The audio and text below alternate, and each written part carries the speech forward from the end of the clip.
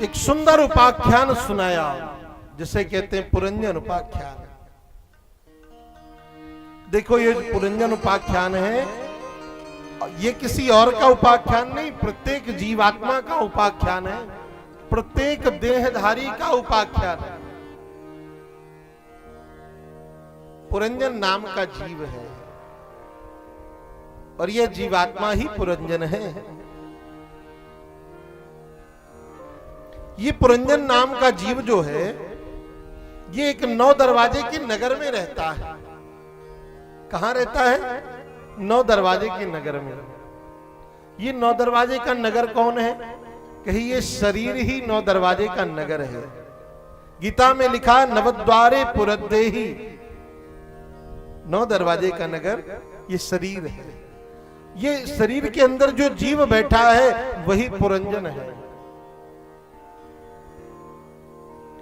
ये जो पुरंजन है ना, इनके एक मित्र हैं, सखा हैं।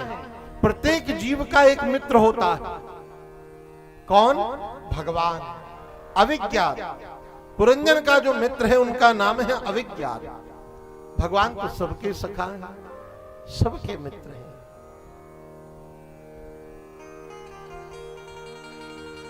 इस पुरंजन नाम के जीव के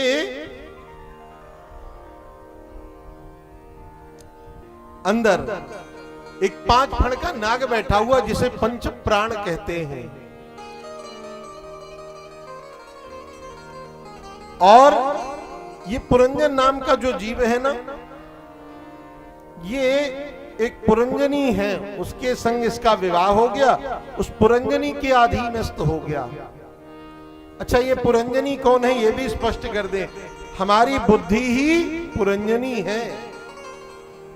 अरे जीव को बुद्धि चलाती है। बुद्धि कहती है भूख लगी है तो भोजन करते हो, बुद्धि कहती है अब सो जाओ तो सो जाते हो।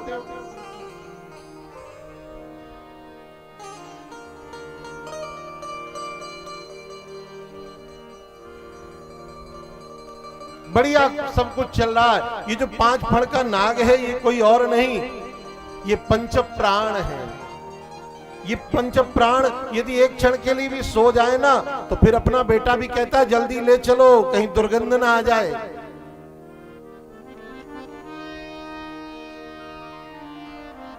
इस पुरंजन नाम के जीव को जो अविज्ञात नाम का सखा है वो समय समय पर सचेत करता है, समझाता है। अच्छा, इस पुरंजन नाम का जीव जहां रहता है उसके ठीक सामने चंडवेग नाम का राजा भी रहता है। ये चंडवेग क्या है? कि चंडवेग कोई और नहीं, काल है। काल, काल हर व्यक्ति के मस्तक पर है, सबके सन्मुख है काल। पर जिसका जब समय आएगा ये काल उसे उसी क्षण कृष्ण लेगा। इस काल की एक चंडवेग नाम के राजा की एक बिटिया है जिसका नाम है जरा। क्या नाम है?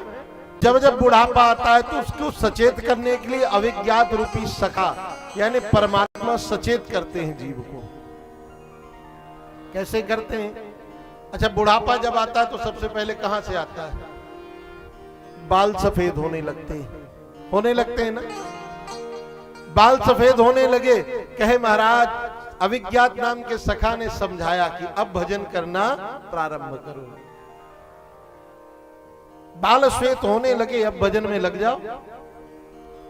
मानो भगवान नोटिस भेज रहे हैं, नोटिस भेज रहे हैं कि देखो भाई अब सचेत होकर के भजन करो। पहली नोटिस गई, बाल सफेद हुए, भजन में लग जाओ। तो हम लोग क्या करते हैं? बढ़िया वाली गार्नियर लेके आते हैं, अच्छी वाली, और बढ़िया पोत लेते हैं, एक भी बाल सफेद नहीं दिखने देते। मैंने भगवान की पहली नोटिस हमने ठुकरा दी। फिर क्या हुआ? दूसरी नोटिस, आंखों से कम दिखाई पड़ने लगा, धुंधला दिखने लगा। माने आंखें भी कहना चाहती हैं कि खूब संसार को देख लिया, अब संसार के मालिक को देख, खूब जगत को देखा, अब जगदीश को देख।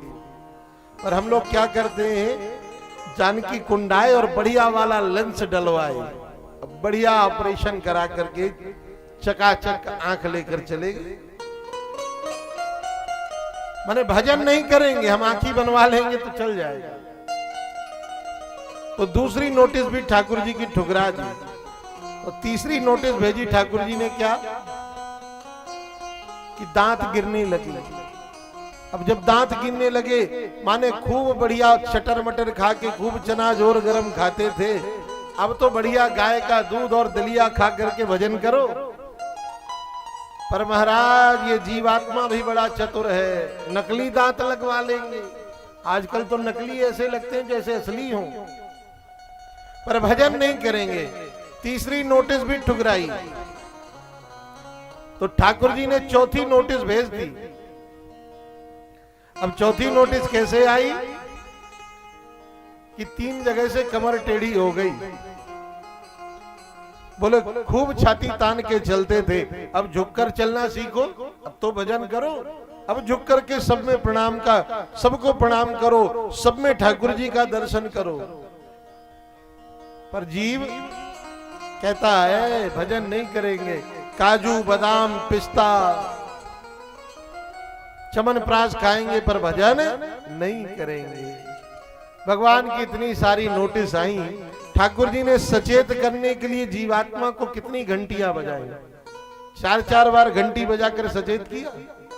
पर जब 4 बार सचेत करने पर भी भक्त जीवात्मा नहीं संभलता, तो फिर 5वीं बार ठाकुर जी घंटी नहीं सीधे घंटा बजा देते।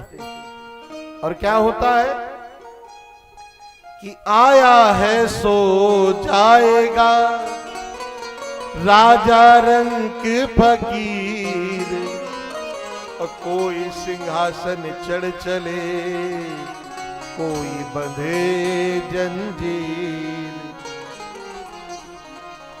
जब 4-4 बार समझाने के बाद भी जीवात्मा नहीं समझता, तो ठाकुर जी 5वीं बार सीधे घंटा बजा करके उसे